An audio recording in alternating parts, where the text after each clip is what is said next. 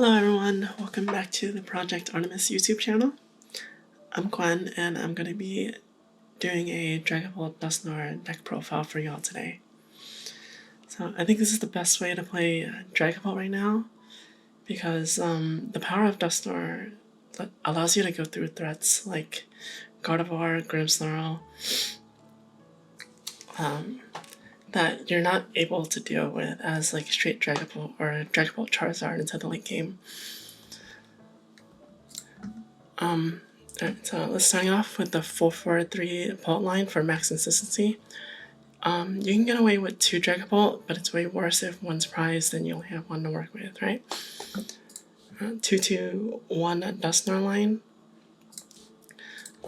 Popping the Dusclops is like really good right now in order to not leave damage on board versus things like Munkidori, and it enables counter catcher, so a single Phantom Dive can wipe your opponent's board before they can get going. Tubadoo, very important for slowing down your opponent's setup. We also need to set up a lot of evolutions ourselves and get energy attachments down, so we want to slow the game down. Latias EX makes it easier to get Tubadoo early game and saves those energy attachments. It also enables you to attack with Blood Moon late game. We also have our own Munkidori as well to give you that little boost of damage to KO the small basics and stage 1s that your opponent may have. Pretty standard Hawlucha and a Faz support line. Play 4 Iona for consistency and late game disruption, 4 research to turbo through a deck in order to find evolutions and energy. We have 6 gusting effects with 3 bosses orders and 3 counter catcher in order to make efficient use of our Phantom Dive in order to spread to the best targets. It also makes Badoo a lot better in the early game. A very common play you do is to counter catcher something and Badoo a vulnerable target that can't easily retreat to buy you an extra turn or 2. New addition to this deck from the new set is Hilda, which lets you grab an evolution and energy from the deck. It's been a crucial card in making this archetype a lot more consistent, as we didn't have a way to find Neo Upper Energy before. 4 Stretcher, because we want to go through our deck with research, so it makes your discard pile a lot more alive. 1 Jamming Tower. It's a very good one-of card tech in the metagame nowadays because it turns off evolution early game. You can stall against like air balloon decks that rely on that late game, and it turns off like charms late game so that your opponent can't stop your damage from spreading everywhere and taking multiple prizes. We've got 3 Luminous Energy, really synergistic with Munkidori and Dragapult attack because you only need a Luminous and an attachment to get going. We're playing Neo Upper in this deck because it's the best energy acceleration because we don't play Arven, and we have a Jamming Tower. And now we can find it with Hilda. Let's get into some games, and I'll show you what the deck can do. Hi folks, Sable here from Project Artemis. I just wanted to take a moment to say thank you to our sponsor Heavy Play for sponsoring the team and showcase off a few of their wonderful products that they make. Starting off, we have their deck box RFG Max. This is a wonderful little magnetic deck box, flip alcove with a picture display for you to showcase your favorite card. We also have their Dice Box RFG. What's nice about this is it magnetizes to itself, so that is not moving. You don't have to worry about like accidentally knocking over your dice tray or anything. It also magnetizes to deck box. Their full system is entirely magnetic, so you can dice box to dice box, deck box to deck box, deck box to dice box here. And even going one step further, they have a foldable magnetized playmat. So instead of rolling things up, This folds up nice and flat. You can throw it in your backpack real easy. And then your dice box also will magnetize to it. Keep your dice box on there. Keep it on your playmat nice and flat there in the corner. And that thing is not moving. Once again, we just want to say thank you to Heavy Play. If you're interested in any of the products seen here, please go to heavyplay.com/Artemis or use code Artemis at checkout for 10% off your order. They have red, blue, black, white, gray, green, purple, a whole bevy of colors in their entire suite for you to use to your heart's content. We really do recommend you checking out their product. Anyway, back to the video. Alright, let's get started on our match here. I lost the coin flip, so I will be going first. Start with a great hand here. The only thing I'm thinking about when looking at this hand is I can mind bend. Nice. You can start with the Limitless early. No board versus Badoo.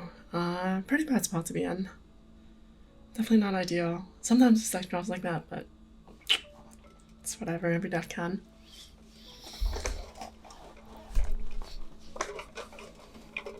I promise you this game will be interesting though. They get Arvin start with Buddy Puffin. Looks like I'm playing versus a Pult variant.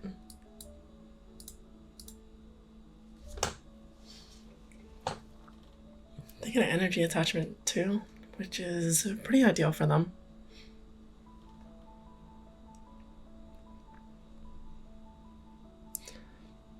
Do I take the K with Mind Bend here? Oh no, I top deck a research, so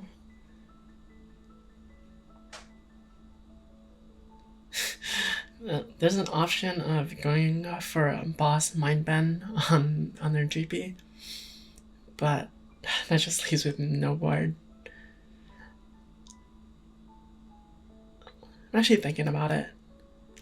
It's actually kind of an option because they definitely can't attack next turn. But that just makes them so much more ahead. Yeah, so I go with the research. I still don't have a Dreepy, unfortunately, because I'm getting item locked. But I think I will be winning the Badoo War with Monkey Dory, right?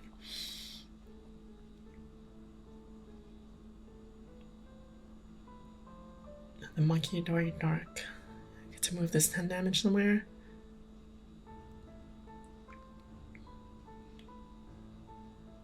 I decided to go for the Dreepy on the bench.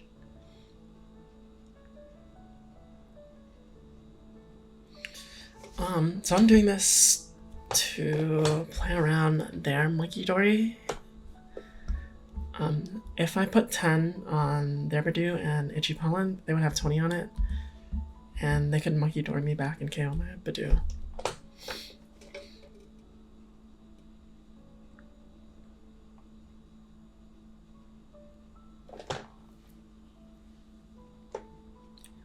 They got an Evo and Cloak. That's pretty good for them. They're just gonna Badoo me after their Iono. Finally, I got a GP on turn 3 of the game.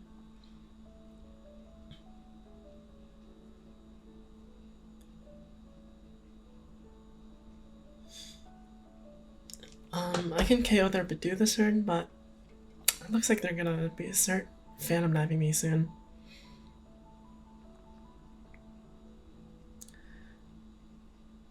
My saving grace is that they didn't get double Dracula last turn, so it's a little less pressure. Because I have the option of mind bending their Lone Pole if they go with that next turn. I'm going for the Dustclops to save it from getting Phantom Dived next turn.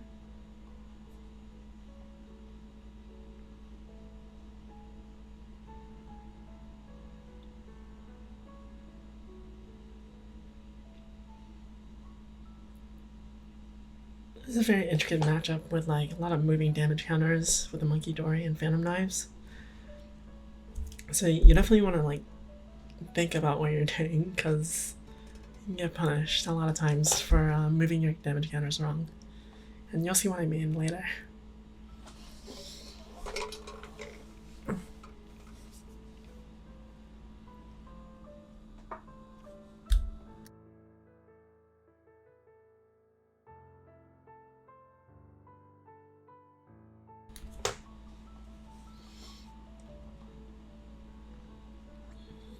Okay, they're gonna go with the Dragapult.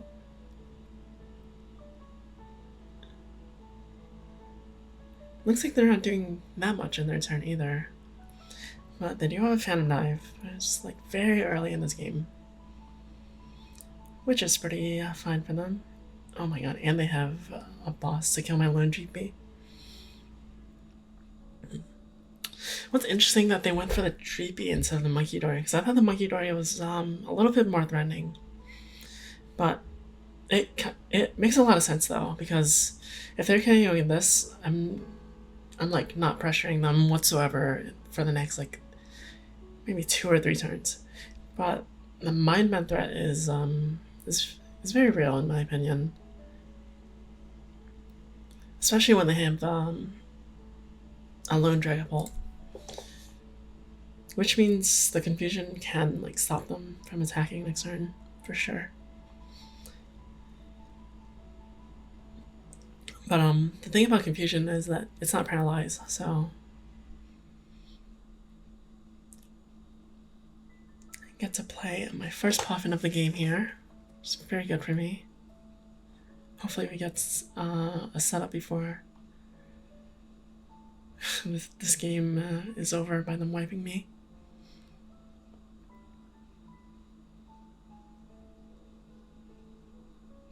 I'm gonna go for the Fez as well.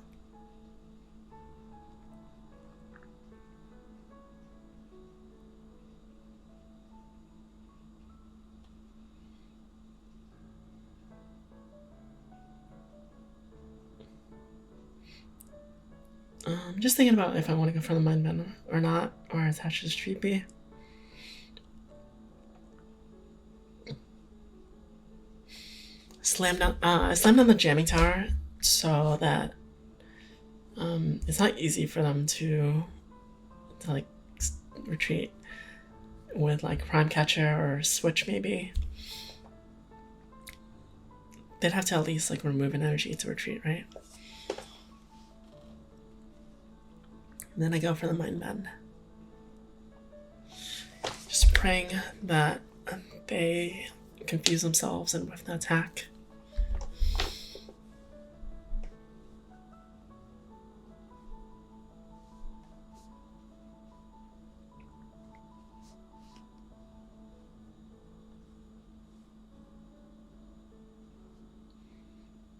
Wow, and they immediately go for the Arvin for Prime Catcher. Which is pretty surprising in a Dragapult deck.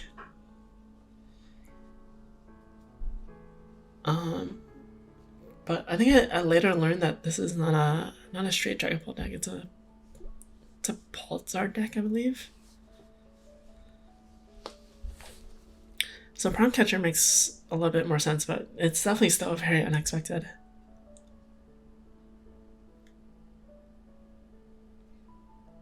I think going for my Fez would be pretty good here. So then you put 200 damage on it, and it makes it a lot harder for me to retreat as well.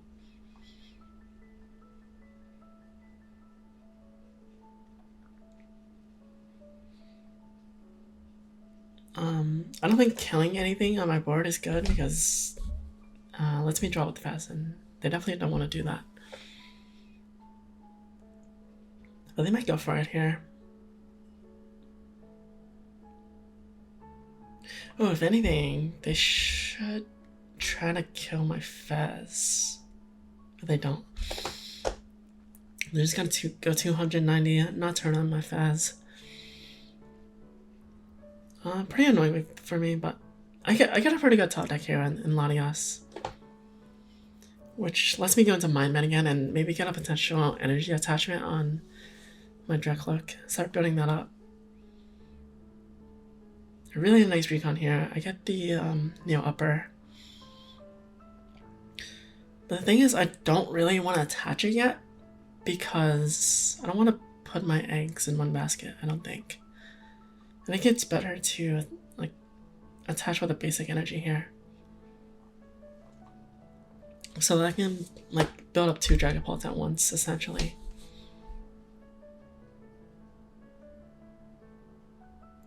So if they like KO the one with the energy, I still have my Neo Upper.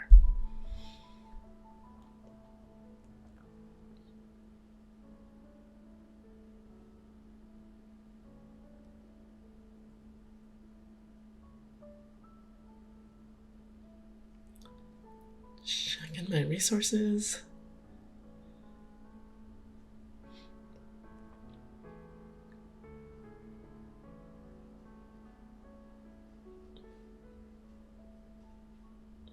I have a pawn in hand, but I'm gonna grab it anyways. Grabbing the Luminous maybe saves the Night Stretcher for me.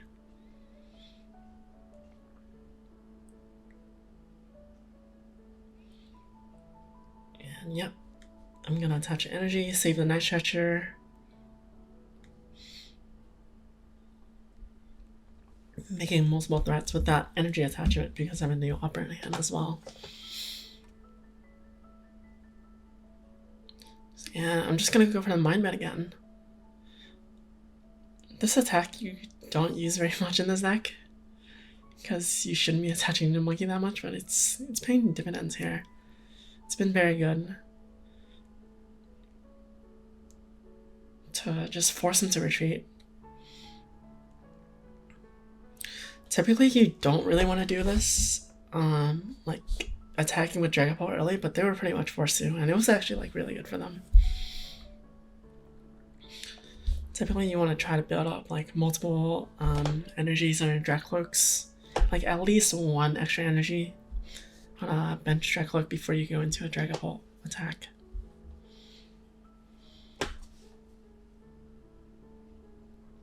Alright, let's see how they deal with the Mind Bend this time.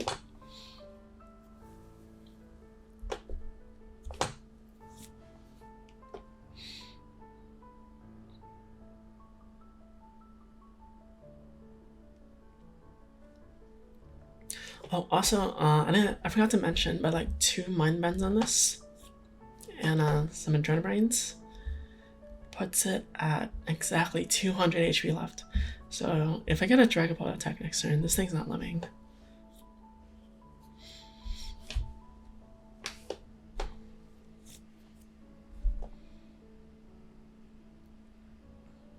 Yeah, finally the Charmander comes out as well.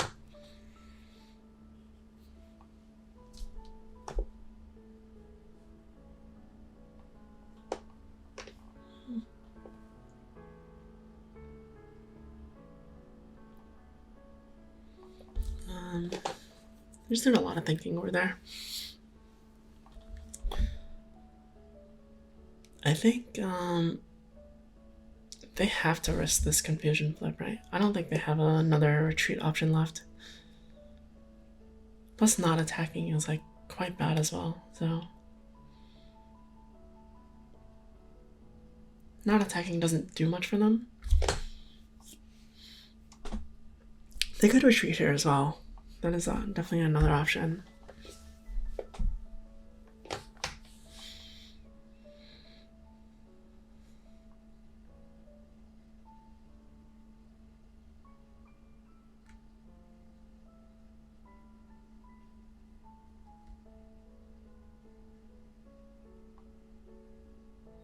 Oh, and then they just pass. They're very scared of the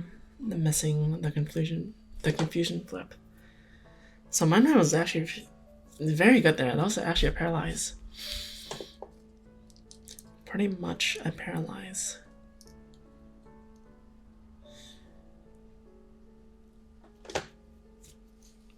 And this turn, I think the gears are working I'm trying to think of a way to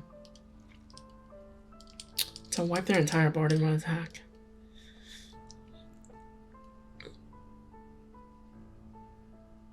And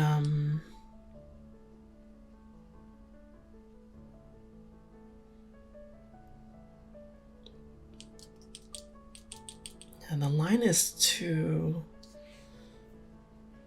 Dusknoir, Monkey Dory, and then Hawlucha, the Charmander.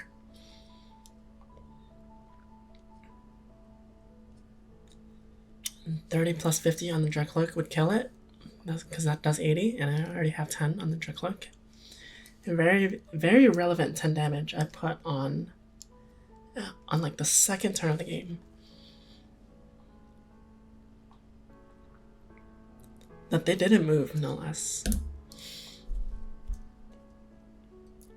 So yeah, I'm able to kill the Dragapult on the bench cleanly with a Dusknoir and a Drainabrain.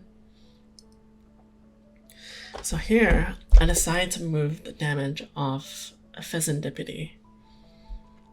And you're going to see why that's important later on.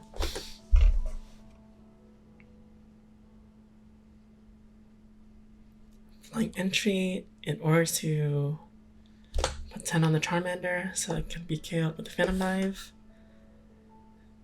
And I get a full board wipe here. The only thing I'm missing from that hand was Iono. They have a full hand. I don't think they can take 3 prizes on this turn.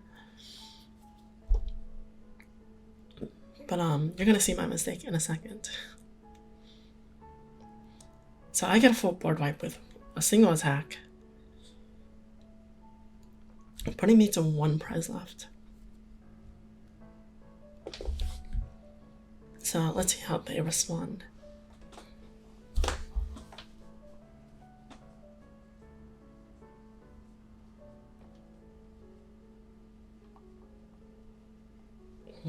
Just checking their deck with Puffin.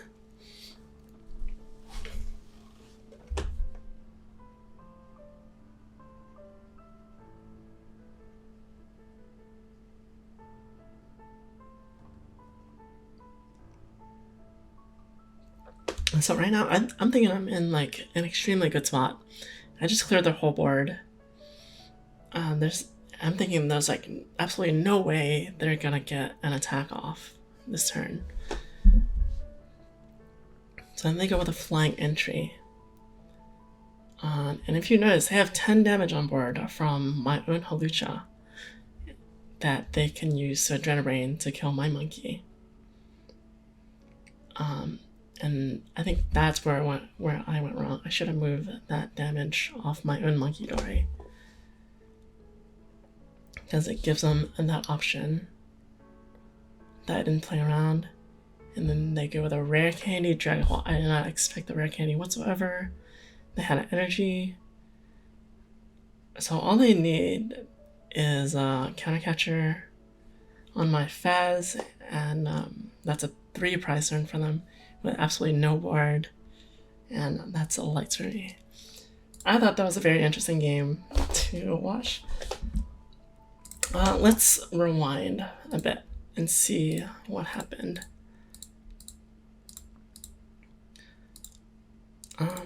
So like I said, my mistake was not realizing that the 90 damage on my Monkey Dory could be abused here. I moved the damage off Fez on an earlier turn, which was correct to move it out of like Hawlucha range. But I just chose not to move the damage off my Monkey Dory here, because I didn't expect it to be in Hawlucha range as well. I didn't account for this the second damage counter with Hawlucha.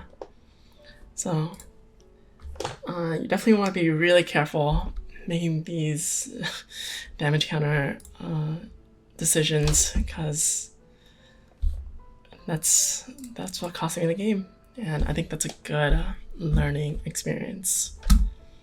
And yeah, Thank you for watching this game with me, and good luck if you decide to play this deck. It's very fun. It has a lot of lines into come back into the game. As you can see, I didn't do anything the entire game. I board wiped them, but slight misplay costed me the game right there. Alright, thanks for watching everyone. Bye bye, see you next time.